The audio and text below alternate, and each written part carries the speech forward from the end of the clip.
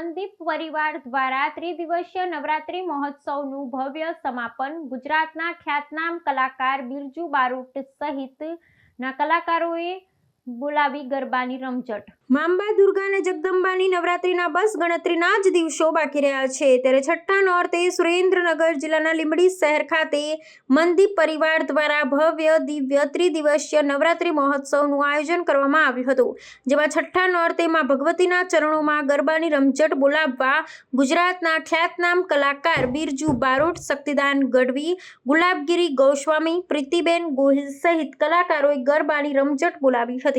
આ રંગારંગ નવરાત્રી મહોત્સવમાં લીંબડીના ધારાસભ્ય અને મંત્રી કિરીટસિંહ રાણા, લીંબડી નાયબ પોલીસ અધિક્ષક વિશાલભાઈ રબારી, ડેપ્યુટી કલેક્ટર PSI સહિત રાજકીય તથા સામાજિક આગેવાનો, નગરજનો અને ખેલૈયાઓ ઉપસ્થિત રહ્યા હતા।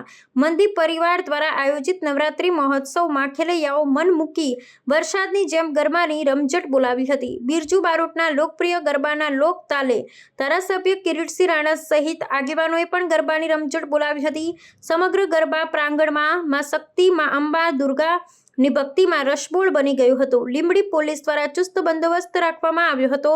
શાંતિ, ભક્તિ અને આરાધનાની ઉપાસના સાથે મનદીપ પરિવાર દ્વારા આયોજિત ત્રિદિવસીય નવરાત્રી મહોત્સવનું સમાપન થયું હતું।